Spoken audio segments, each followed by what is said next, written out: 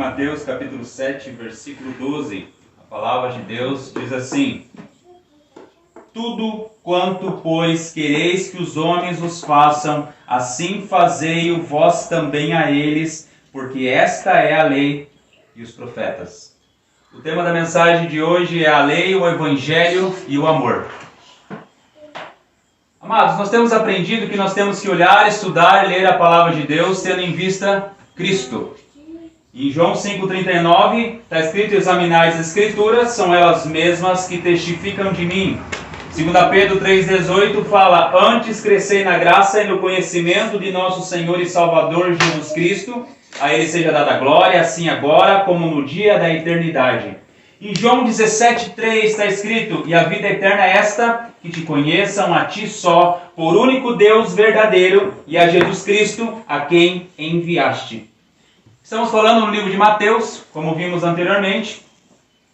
Mateus significa presente de Deus, dádiva de Deus. Ele era um dos 12 apóstolos do Senhor Jesus. Ele deixou tudo para seguir Jesus. O propósito dele é demonstrar que Jesus é o rei, que Jesus é o Messias de Israel, escolhido por Deus.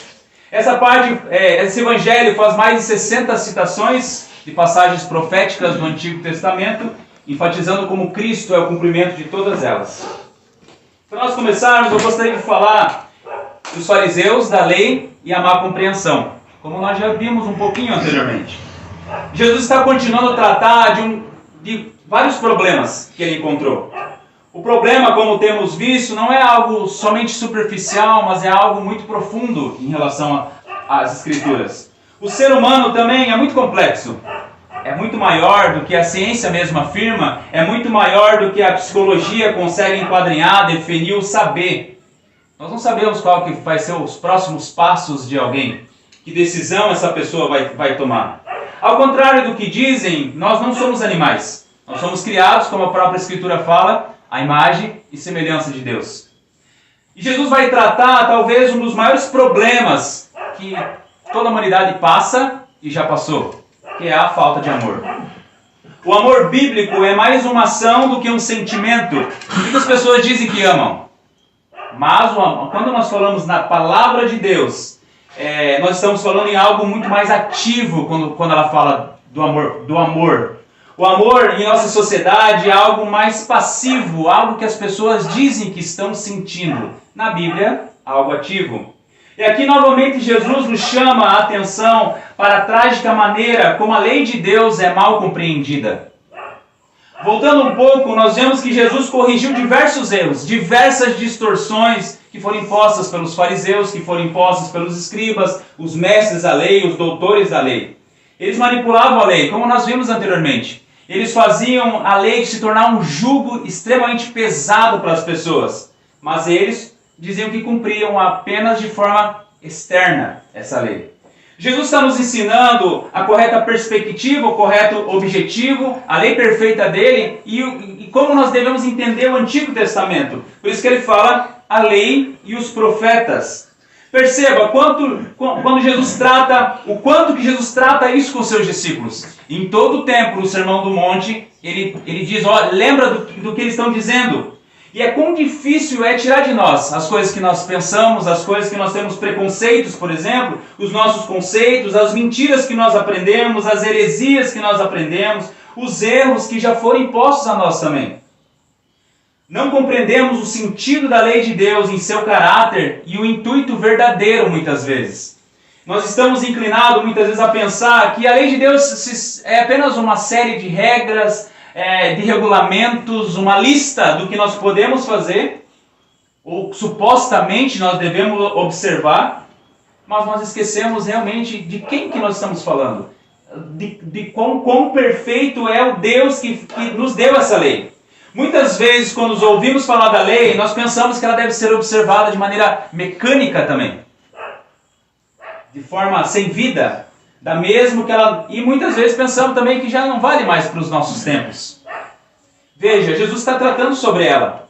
Ele nos mostra que a lei não é algo negativo, algo proibido, mas um princípio positivo e um princípio espiritual. Como nós temos visto, a lei é a manifestação da graça de Deus, é um aspecto da graça de Deus. Nós falamos terça-feira sobre isso. A lei não é um concorrente da graça, na verdade é um dos elementos da aliança da graça com as nossas vidas. E os fariseus e os escribas, eles utilizavam a lei de forma mecânica e impunham para o povo distorções que eles diziam ser que era a lei perfeita de Deus. E Jesus tratou disso, agora que ele está tratando, nós temos visto como a legislação do seu reino. Está mostrando o verdadeiro sentido disso. Lembramos o contexto imediato de tudo isso que nós estamos falando. Jesus está mostrando que o reino dele é o cumprimento do Antigo Testamento. Tudo aquilo que acontecia no Antigo Testamento, o Antigo Testamento ele prenunciava Jesus. Ele era a sombra de Cristo e o reino que ele anunciava. Veja no versículo, em Mateus 5, versículo 17 e 18, que nós já falamos também, ele fala assim: não penseis que vim revogar a lei ou os profetas. Eu não vim para revogar, vim para cumprir. Porque em verdade vos digo, até que o céu e a terra passem, nem um i ou um tio jamais passará da lei, até que tudo se cumpra. Veja, Jesus não veio para exterminar, para destruir o Antigo Testamento. Mas ele veio para cumprir. Temos em vista que essa foi a introdução, ou seja, a observação inicial, um tema central que Jesus começou a tratar. Jesus não alterou nem substituiu ou anulou mandamentos. Ao contrário, ele estabelece os seus verdadeiros propósitos, ele mostra a intenção do ensino, ele concretiza em sua vida obediente. Ele mostra também o quão profunda é a lei de Deus. Não é apenas um papel, não é apenas algo que foi jogado para as pessoas cumprir aleatoriamente, um jugo que nós deveríamos observar, algo doloroso que nós deveríamos ler. E enquanto isso ele demonstra a sua santidade e perfeição. A lei, como nós temos visto, ela aponta para Cristo. E ele está falando do seu reino, da sua justiça e revelando como devem ser seus súditos. Vejamos, Mateus 5. Mateus 5, ele fala no versículo 3, dos pobres de espírito. Ele fala no versículo 4, aqueles que choram. Fala no versículo 5 dos mansos, versículo 6, tem fome e sede de justiça. Depois dos misericordiosos, limpos de coração, pacificadores. Depois no versículo 13, sal da terra. Versículo 14, luz do mundo. Versículo 22, não deverão se irar contra o irmão e nem insultarmos os nossos irmãos. Versículo 28, para sermos fiéis. Versículo 37, falar a verdade. Versículo 39, não se vingar. Versículo 44, amar os inimigos e aqueles que perseguem. Percebe? É uma continuidade o ensino de Jesus. E aí chegamos em Mateus 6, no capítulo 6. E aprendemos que devemos ser leais, sinceros às perspectivas desse reino. Jesus está falando sobre integridade. Não é somente algo exterior, mas algo interior e também exterior. Lembremos que os fariseus eles se preocupavam apenas com o quê? Com o que as pessoas viam neles. Aquele até foi falado recentemente sobre o jejum, a prática do jejum, outras coisas. Eles desejavam que as pessoas vissem que eles eram diferentes, que eles eram separados. Mas Jesus está ensinando os seus discípulos, súditos do seu reino, a serem íntegros. O exterior deve refletir o interior, e é isso que Jesus quer dizer. Ou seja, tem pessoa que diz, não precisa mudar o externamente. Não. Quando nós somos transformados pelo Senhor internamente, o nosso exterior também muda. A nossa expressão muda, os nossos pensamentos mudam. E Mateus 6, versículo 6 fala para praticar a justiça, não para ser visto, ajudar o próximo, orar e perdoar o próximo. E no versículo 25, não andar ansioso, não andar inquieto. Em Mateus 7, que nós começamos a falar agora recentemente, Jesus está tratando de outros problemas também muito perigosos. Falamos anteriormente do versículo 1 ao 5, que é o período do julgamento. Julgar com hipocrisia, julgamento condenatório. Inclusive ontem nós estávamos conversando com os nossos irmãos, o irmão Gerson, o irmão Juninho, em relação a isso também. Desse julgamento condenatório. E no versículo 6, Jesus tratou, nós vimos anteriormente, que é o perigo da falta de discernimento. Versículo 7 ao 11, Jesus nos adverte da falta de confiança persistente, da falta de perseverança, que nós vimos anteriormente. E agora Jesus chega na chamada regra de ouro, na chamada regra áurea, que fala: tudo quanto, pois, quereis que os homens vos façam, assim fazei-o vós também a eles, porque esta é a lei e os profetas. Antes de nós abordar esse assunto, eu quero que você veja como que outras religiões tratam isso daí também. Pesquisando, nós vemos que essa regra, ela se encontra também em outras religiões de forma um pouco diferente, de forma negativa. A regra de ouro bíblica é um comando positivo. Veja, tudo quanto, pois, quereis que os homens vos façam, assim fazei vós também. Veja, nas religiões orientais e filosofias orientais, nós vemos uma inversão. O confucionismo, ele fala assim: não faça aos outros o que você não quer que façam a você. Talvez a gente já ouviu em algum lugar isso, não é? No hinduísmo fala: este é o supremo dever. Não faças aos outros o que poderia causar dor se te fosse feito a ti. No budismo fala: não trates os outros de maneira que tu próprio achas que te feriria. John Stott, ele fala também que os estoicos, que é uma escola de filosofia, tinham uma máxima parecida, quase idêntica. Nos apócrifos do Velho Testamento está escrito assim, não faça a ninguém o que você mesmo odiaria. Veja, é uma questão negativa, não é? E parece que foi isso que, até uma história interessante, que o Rabi Hillel, que é um rabino fariseu, citou por volta de 20 anos antes de Cristo, quando um futuro seguidor do judaísmo pediu que ele ensinasse toda a lei no espaço de tempo em que ele conseguisse ficar de pé numa perna só. E o Rabi Shammai, que é o rival desse Rabi Hillel, ele foi incapaz de responder enquanto ele ficava dessa forma. Mas o Rabi Hillel, ele respondeu assim: veja quanto que é mais ou menos parecido. O que você achar odioso, não o faça a ninguém. Esta é toda a lei e o restante não passa de comentário. Mas olhe para o que Jesus disse. Tudo quanto, pois, quereis que os homens os façam, assim fazei-o vós também a eles, porque esta é a lei e os profetas. Percebeu a diferença? É bem diferente do que as outras religiões fazem. Dizem. Jesus faz dela uma obrigação positiva, um requerimento para se fazer retroativamente para os outros o bem que alguém queira para si. Não é algo assim, não precisa fazer se vai machucar a pessoa, não faça se vai machucar a pessoa, mas faça para não machucar a pessoa. Veja, é o inverso, não é? Riley escreveu que isso esclarece uma centena de pontos difíceis. Evita a necessidade de estabelecer uma infinidade de pequenas regras para a nossa conduta em casos específicos. Você vê a pessoa tropeçando na rua, o que nós devemos fazer? Ajudar ela. Veja, é algo positivo. Nós devemos ajudar aquela pessoa. Não, eu não vou lá ajudar ela porque pode machucar ela. Não, nós devemos ajudar. E evita estabelecer um monte de regras, de regrinhas, não é? É importante destacar também que essa regra não aparece sozinha. Nós vimos aqui o contexto de tudo isso que tem acontecido. Esse versículo não está isolado de tudo. Não está solta como nas demais religiões ou ideologias humanas. Porque muitas vezes as pessoas utilizam-se desse versículo. Em todo o tempo, em todos os lugares, muitas vezes até ateus. E veja o contexto também. Jesus fala anteriormente sobre a bondade de Deus, sobre a disposição de Deus em dar. Veja no versículo 7. Pedi, dar-se-vos-á, buscai, achareis, batei, abrir-se-vos-á, pois todo o que pede recebe, o que busca encontra, e a quem bate, abrir-se-lhe-á. O qual dentre vós é o homem que, se porventura o filho lhe pedir pão, lhe dará pedra?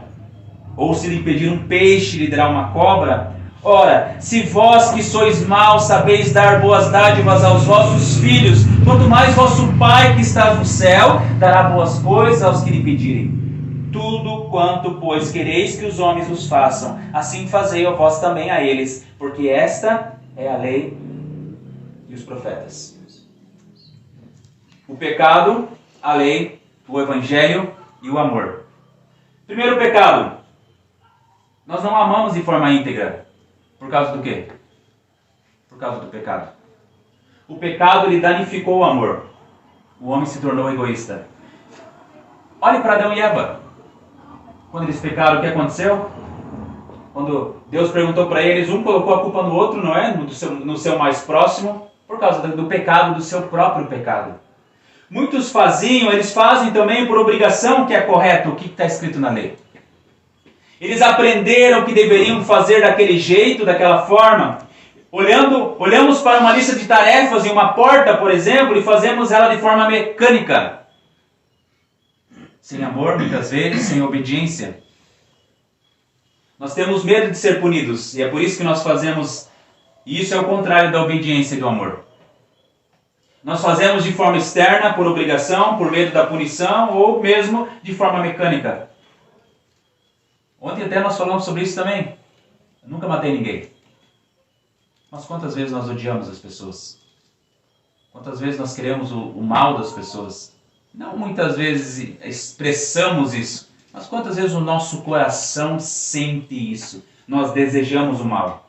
Jesus está mostrando que é necessário também uma mudança de natureza, uma mudança de coração. O coração, quando a Escritura fala, é o centro de todo o nosso ser. Todos os nossos pensamentos, intenções, sentimentos fazem parte disso. Por isso que Mateus 7,12 não é possível ser cumprido por um homem natural. Nós não podemos chegar para um homem que não foi salvo pelo Senhor, não se arrependeu, não crê no Senhor e diz, você tem que fazer assim. Por quê? Porque é necessário que eles nasçam de novo. Não tem como eles fazer aquilo que Cristo ordenou. Eles não são capazes, também não querem fazer o que Jesus ordenou. Eles são muito egoístas para fazer o que Jesus ordenou. Alguns, por interesses ideológicos e políticos, até citam Jesus, mas o negam como Deus verdadeiro, negam a profundidade do seu ensino. O iluminismo, que é uma ideologia ateísta, utiliza esse texto para tentar impor a sua ideologia, tentar mostrar que Jesus era um revolucionário, que lutava pelas minorias, por exemplo. Muitas vezes é utilizado esse texto aleatoriamente, sem o seu contexto. A parte de Deus, ninguém consegue cumprir o que está escrito em Mateus 7,12. A ordem de Jesus não faz parte de sistema ideológico humano nenhum. Vejamos, segundo ponto, a lei. As Sagradas Escrituras deixam bem claro, veja comigo em 1 João, capítulo 4,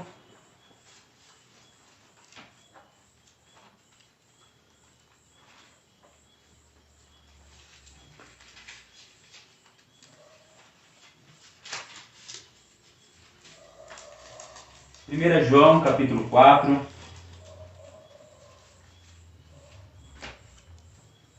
versículo 7, a palavra de Deus diz assim: Amados, amemos uns aos outros, porque o amor procede de Deus. E todo aquele que ama é nascido de Deus e conhece a Deus. Aquele que não ama não conhece a Deus, pois Deus é amor. Nisso se manifestou o amor de Deus em nós, em haver Deus enviado o seu Filho unigênito ao mundo, para vivermos por meio dele. Nisto consiste o amor, não em que nós tenhamos amado a Deus, mas em que Ele nos amou e enviou o seu Filho como propiciação pelos nossos pecados. Amados, se Deus de tal maneira nos amou, nós devemos também amar uns aos outros. Ninguém jamais viu a Deus. Se amarmos uns aos outros, Deus permanece em nós e o seu amor é em nós aperfeiçoado. Nisso conhecemos que permanecemos nele e ele em nós, em que nos deu do seu Espírito. E nós temos visto e testemunhados que o Pai enviou o seu Filho como Salvador do mundo. Aquele que confessar que Jesus é o Filho de Deus, Deus permanece nele e ele em Deus. E nós conhecemos e cremos no amor que Deus tem por nós. Deus é amor, e aquele que permanece no amor permanece em Deus e Deus nele. Nisto é em nós aperfeiçoado o amor, para que no dia do juízo mantenhamos confiança, pois segundo ele é também nós somos nesse mundo. No amor não existe medo, antes o perfeito amor lança fora o medo. Ora, o medo produz tormento, logo aquele que teme não é aperfeiçoado no amor. Nós amamos porque ele nos amou primeiro. Se alguém disser amo a Deus e odiar o seu irmão, é mentiroso, pois aquele que não ama o seu irmão, a quem vê, não pode amar a Deus, a quem não vê. Ora, temos da parte de Deus esse mandamento, que aquele que ama a Deus, ame também o seu irmão. É isso que Cristo está ensinando. sobre o amor. A lei, ela é um ato de amor para conosco. O cumprimento da lei é o amor. Não um amor mundano, não um amor ideológico, como nós temos visto em muitos lugares, mas o amor em Deus, através do Espírito Santo que habita em nós. O amor em Deus, para com os nossos irmãos e para com o nosso próximo. Olhemos para os 10 mandamentos. Do 1º ao 4º mandamento, ele fala sobre o amor a Deus. Do 5º ao 10º mandamento, ele fala sobre o amor ao próximo. Em Deuteronômio 6, 4 e 5 fala: Ouve Israel, o Senhor nosso Deus é o único Senhor. Amarás, pois, o Senhor teu Deus de todo o teu coração, de toda a tua alma e de toda a tua força. Levítico 19, 18 fala: Não te vingarás, nem guardarás ira contra os filhos do teu povo, mas amarás o teu próximo como a ti mesmo, eu sou o Senhor. Ou seja, a lei demonstra o amor do pai pelos seus filhos e o obedecer demonstra o amor dos filhos pelo pai. Não é assim? O que um pai prefere? Que o seu filho te dê um presente maravilhoso, lindo, ou que o filho obedeça? O que é melhor? Obediência, não é? Os filhos demonstram o amor quando eles obedecem. Às vezes o filho dá um presente lindo, maravilhoso, mas o pai fica triste porque o filho não obedece. Em Mateus 22, abra comigo em Mateus capítulo 22.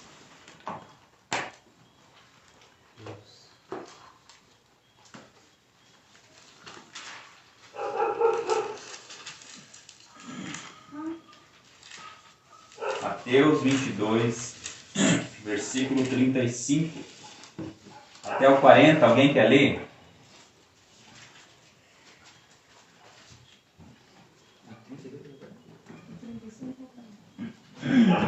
Mateus 22, 35 até o 40. E um deles, doutor da lei, interrogou-o para experimentar, dizendo: Mestre, qual é o grande mandamento na lei? Jesus disse-lhe: Amarás o Senhor teu Deus de todo o teu coração, de toda a tua alma e de todo o teu pensamento.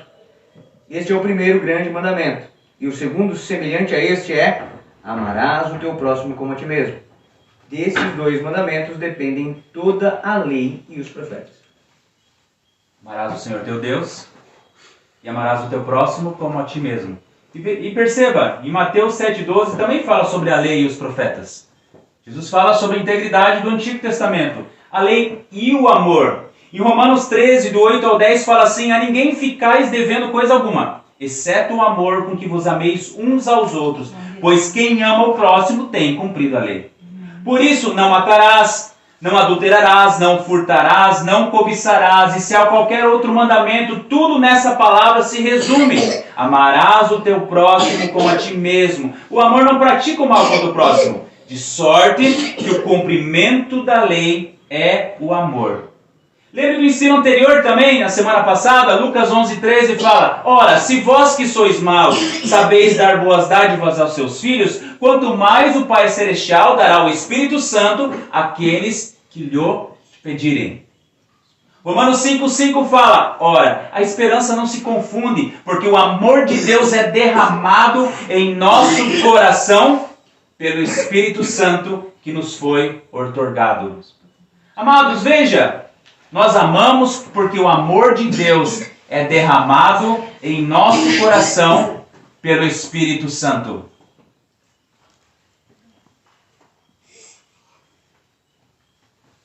É o Espírito Santo que nos ajuda. É por causa dele, é a ação ativa do Espírito Santo em nós que nós hoje amamos. Veja, nós amamos porque o amor de Deus é derramado em nossos corações. Filipenses 2,13 fala: Porque Deus é quem efetua em vós tanto querer como realizar segundo a sua boa vontade. Romanos 8,4 fala: A fim de que o preceito da lei se cumprisse em nós, que não andamos segundo a carne, mas segundo o Espírito. Perceba, o humanismo afirma que depende de você. Os coaches falam que depende de você. O iluminismo afirma que o homem pode mudar a sociedade e o seu modo de viver. Mas as Escrituras nos mostram que nós fazemos algo por causa da ação ativa do Espírito Santo de Deus nas nossas vidas. E nós chegamos no terceiro ponto, que é o Evangelho. As Escrituras, o centro da palavra de Deus, é a contínua busca de Deus pelos pecadores. Desde o Éden até hoje, Deus busca o homem para salvar. O meio que Deus busca os pecadores, e nós conversamos bastante ontem sobre isso, é através da pregação do Evangelho. Quantos que nós que fomos resgatados das trevas por meio da pregação do Evangelho? O Evangelho são as boas novas, conforme João 3,17, que Deus enviou o seu Filho ao mundo, não para que julgasse o mundo, mas para que o mundo fosse salvo por Ele. Por quê? Porque o mundo já estava condenado, o mundo já estava sobre a ameaça do julgamento. Em Romanos 1,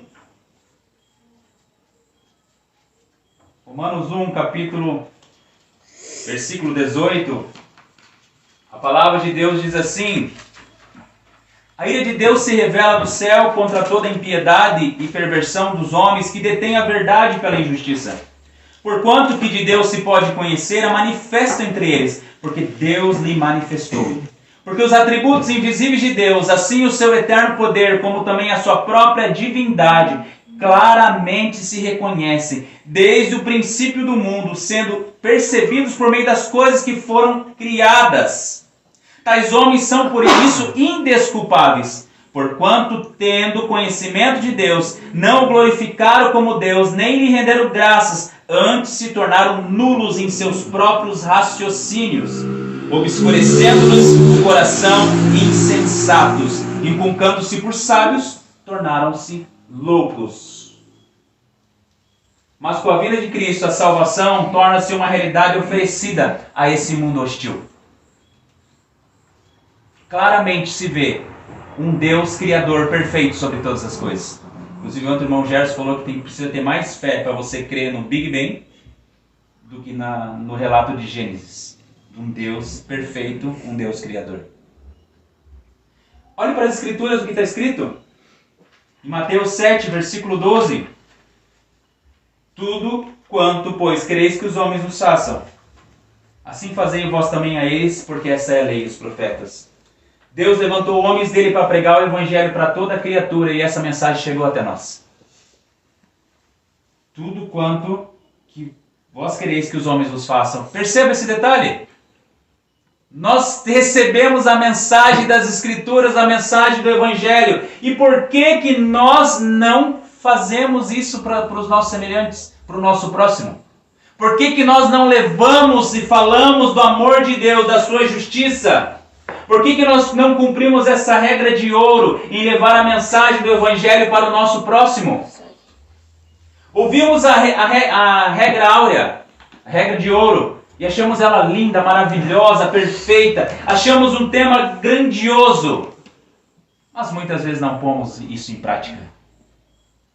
O Sermão do Monte, a mensagem não foi dada a fim de nós debatermos, fazermos comentários acerca, ou simplesmente como um artigo científico, mas a mensagem foi nos dada por Jesus para quê? Para nós colocarmos em prática. Tudo aquilo que Jesus ensinou, Ele ensinou para os seus discípulos para quê? Vamos escrever um livro, guardar na gaveta e deixar. Não, para nós colocarmos em prática nas nossas vidas. E Jesus vai tratar disso mais para frente. Veja o versículo 24. Mateus 7, 24, alguém quer ler? Todo aquele, pois, que ouve essas minhas palavras e as pratica, será comparado a um homem prudente que edificou a sua casa sobre a rocha. Veja, o objetivo de Jesus é que nós colocamos a mensagem que ele está falando aqui em prática. Tudo quanto tem sido dito é para nós colocarmos em prática. E o Evangelho nos diz o quê? O primeiro ponto, pecadores. Em primeira instância, em primeiro lugar, todo ser humano é pecador. Romanos 3, 23 fala que os palmeirenses pecaram e carecem da glória de Deus. Também. Mais ainda. Também. Todos pecaram e carecem da glória de Deus. Quem? Todos. A queda do homem, o pecado, ele manchou toda a natureza humana. Nós nos tornamos egoístas. A parte de Deus, jamais nós reconheceremos nossos erros. A parte do amor de Deus, o homem nunca vai apreciar a lei perfeita de Deus, ele vai odiá-la. Por quê? Porque a lei expressa a santidade, a lei expressa o caráter perfeito e santo de Deus e mostra o pecado do homem. Em Romanos 8, versículo 6, fala assim: porque o pendor da carne dá a morte, mas o do Espírito para a vida e paz.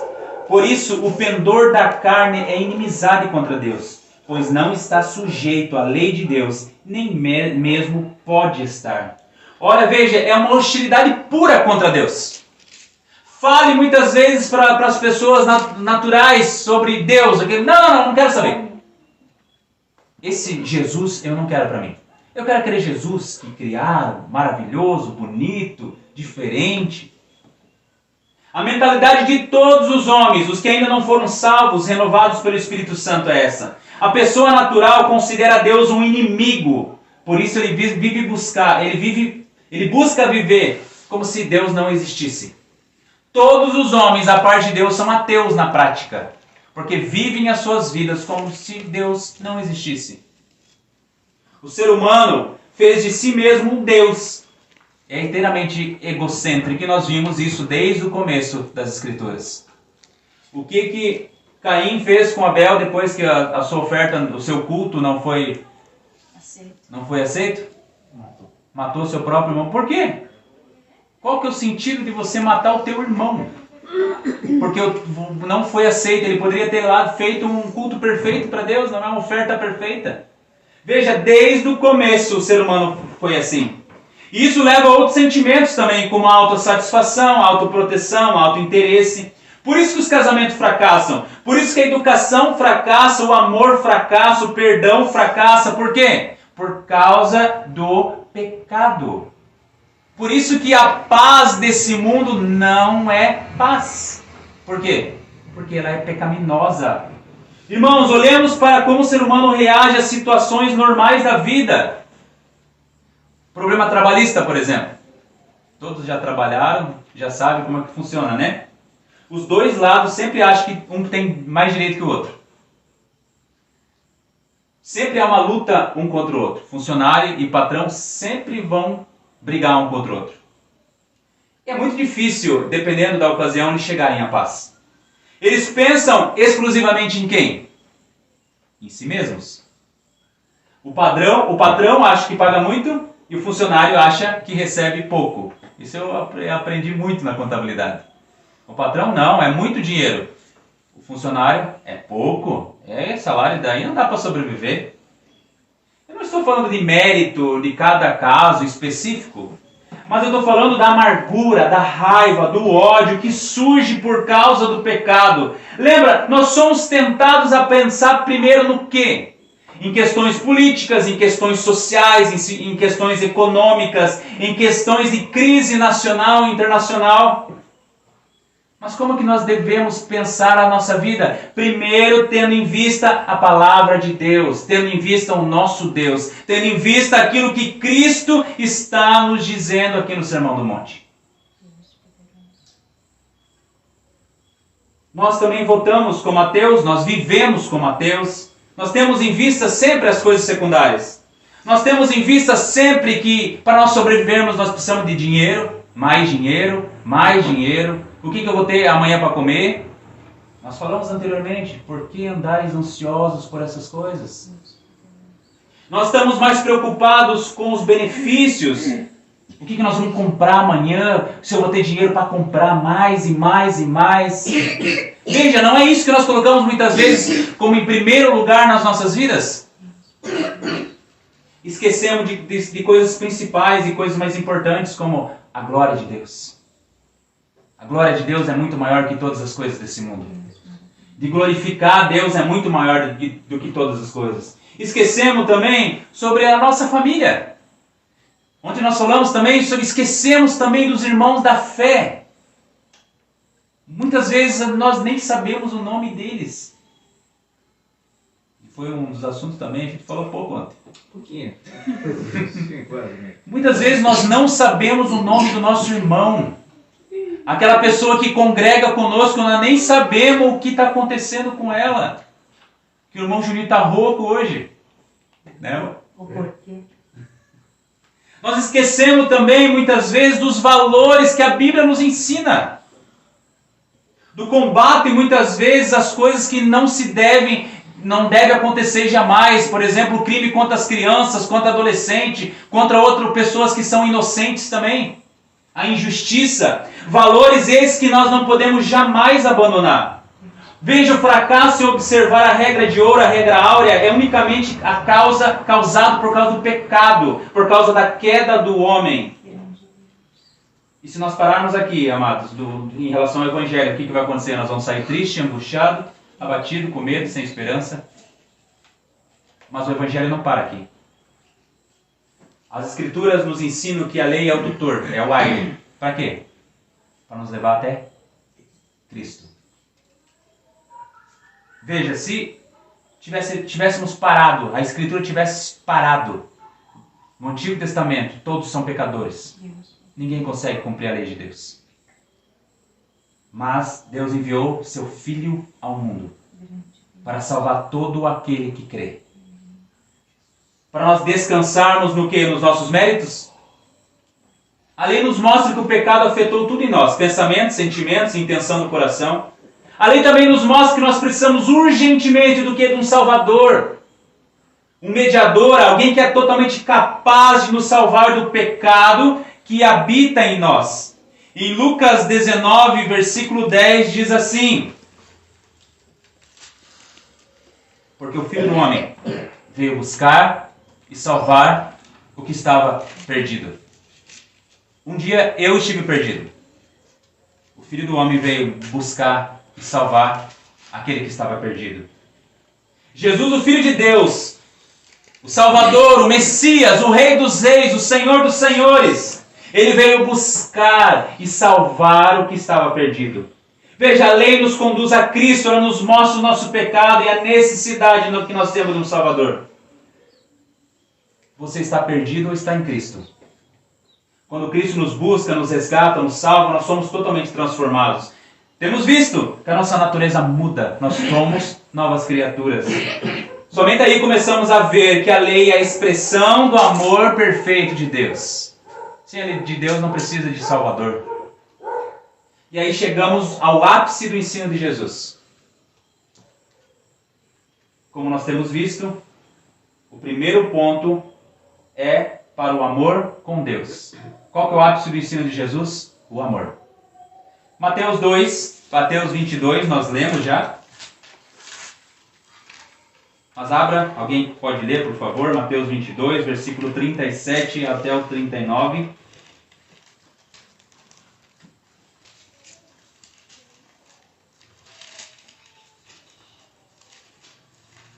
Mateus 22, 37 até o 39. Quem achou pode E ler. Jesus disse-lhes: amarás o Senhor teu Deus de todo o teu coração, de toda a tua alma e de todos os teus pensamentos. Até o 39. Este é o primeiro e grande mandamento.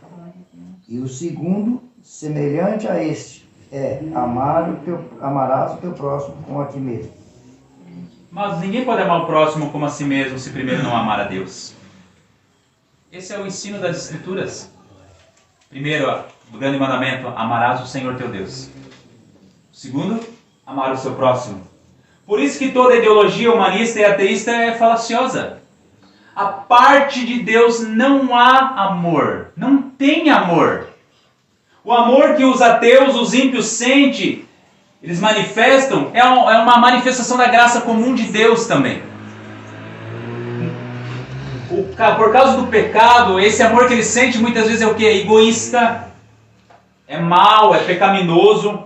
Amado, se Deus não nos restringisse, todos os terroristas seriam bonzinhos perto do que nós seríamos capazes de fazer. O povo acha que fala que todos os homens seriam a parte de Deus, a parte da graça de Deus, todos os homens seriam como... Hitler seria como coroinha perto do que nós poderíamos fazer. Olhe para dentro de você, olhe para dentro do teu coração e veja, se nós olharmos o quanto de pessoas, por exemplo, que desejam hoje o extermínio dos judeus, o extermínio dos cristãos, o extermínio de outras nações, quantas manifestações também em prol do assassinato de 50 milhões de crianças por ano. Só em Nova York, 4.000 crianças por dia morrem através do aborto. Não tem manifestação. O ovinho de tartaruga tem. E esse entendimento nos ajuda a lidar com o falso ensino do direito que nós temos perante Deus. Só nós olhar para nós, que moral nós temos de requerer alguma coisa diante de Deus? Que direito que nós temos diante de Deus? Nós podemos nos achegar perante Ele e de forma a decretar o que Ele deve fazer, o que não deve fazer? Nós somos pobres, pecadores, miseráveis, imundos à parte da graça de Deus. E o apóstolo Paulo entendeu bem isso daí. Em 1 Timóteo, capítulo 1, versículo 15. Diz assim: fiel é a palavra e digna de toda aceitação, que Cristo Jesus veio ao mundo para salvar os pecadores, dos quais eu sou o principal. O apóstolo Paulo não está caracterizando como o pior dos pecadores apenas pelo fato de ele perseguir a igreja, dele ser blasfemo, dele ser violento antes da sua conversão. Porque ele foi tudo isso. Mas pela ação do Espírito Santo, ele é cada dia mais consciente de sua própria pecaminosidade. O Espírito Santo tem agido na sua vida dessa forma? Nós podemos dizer, como o apóstolo Paulo disse aqui, fiel é a palavra e digna de toda aceitação, que Cristo Jesus veio ao mundo para salvar os pecadores, dos quais eu sou o principal. É pela ação do Espírito Santo que nós conseguimos falar isso. Se não fosse a graça de Deus, o amor de Deus pelas nossas vidas, onde nós estaríamos? Não estaríamos aqui. Nós não cultuaríamos o Senhor, nós não cantaríamos louvores ao Senhor, nós não leríamos a palavra de Deus. É muito mais fácil nós ficar fazendo outras coisas, não é? A nossa natureza foi mudada. Antes nós éramos o que? Egoístas, maus, imorais, pecadores. Nós amávamos comer lixo, amávamos o pecado. Nós falamos sobre o porco recentemente. Nós éramos como os porcos. Nós amávamos o lixo desse mundo. Mas agora nós somos resgatados, bem-aventurados, salvos por Cristo. Não mais estamos mortos em transgressões e pecados, mas agora nós temos vida com Cristo. Nós somos filhos de Deus, guiados pelo Espírito Santo. E agora a regra de ouro, ela é ativa para nós.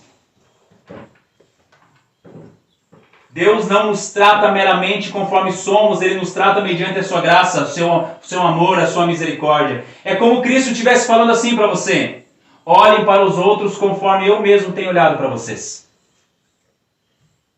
Lembra, Jesus nos salvou, nós não merecia. Jesus nos perdoou, nós merecia?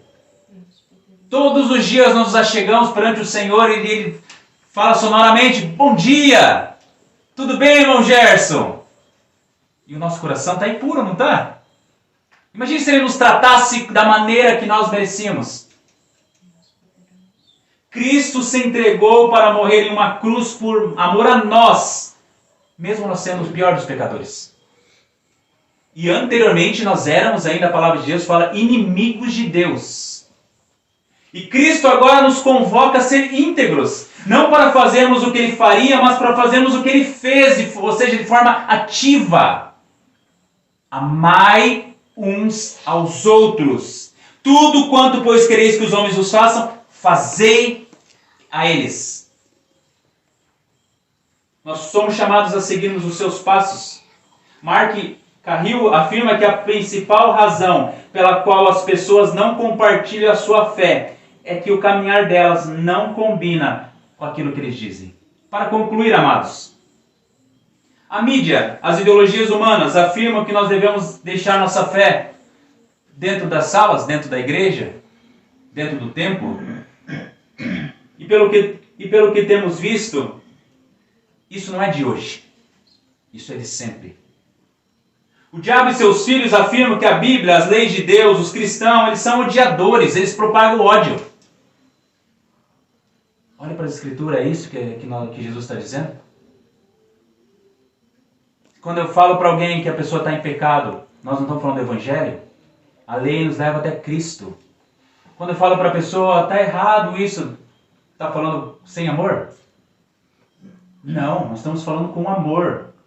E quando começamos a estudar as Escrituras, a mensagem do Evangelho, nós entendemos o ódio do mundo, dos filhos de Satanás. Jesus nos ordenou a ser íntegros em todos os lugares.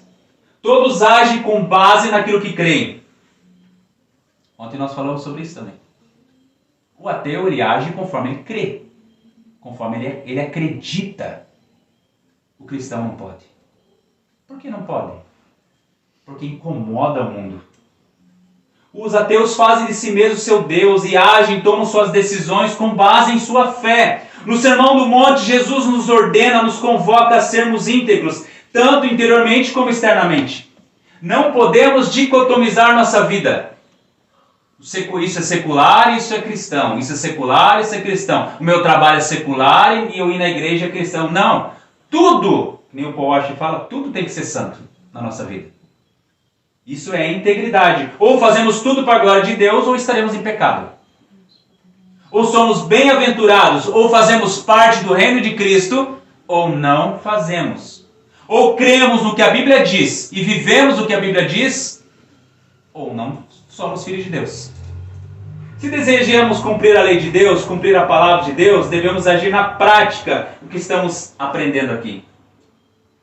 John Stott, sobre Mateus 7, 1 ao 12, ele afirma que Jesus nos apresentou relacionamentos básicos. Veja, no centro está o Pai Celestial, Deus no qual nos aproximamos e quem dependemos, e que nunca dá aos seus filhos outra coisa que não sejam boas dádivas, como nós vimos anteriormente. Logo a seguir ele fala dos nossos companheiros de crença, a igreja do Senhor Jesus. E a anomalia de um espírito de condenação que julga, de um espírito hipócrita que vê o cisco apesar da trave e que é incompatível com o amor cristão. Se nossos companheiros cristãos são verdadeiramente nossos irmãos ou irmãs no Senhor, é incompatível, inconcebível que não sejamos interessados e construtivos em nossa atitude para com Ele. Se nós queremos ser a igreja de Jesus, nós temos que nos amar uns aos outros. Isso é ativo, isso é serviço. Depois ele fala daqueles que estão fora da família. No caso extremo, cães e porcos. Mas não é típico, não são todos. É aqueles que negam, especialmente eles rejeitam decididamente, que não querem Jesus e sua igreja. Mas se o versículo 6 é uma exceção, o versículo 12 é uma regra. E é o que nós temos visto aqui. Ele transforma nossas atitudes. Se nos colocarmos sensitivamente no lugar de outra pessoa, desejando-lhe o que gostaríamos para nós mesmos, jamais seremos maus, porém sempre generosos, jamais rudes, mas sempre compreensivos, jamais cruéis, mas sempre bondosos. Carson diz que à medida que a distância avassaladora entre essa exigência e a nossa conduta expõe a nossa falência espiritual. Deus nos dá o ardente desejo de nos aproximarmos dele com humildade e persistência, pedindo, buscando, batendo. Desse modo nos tornamos praticantes da palavra e não apenas ouvintes. E essa é a mensagem do Senhor Jesus para nós nessa noite. Tudo quanto, pois, quereis que os homens os façam, assim fazei-o vós também a eles, porque esta é a lei e os profetas.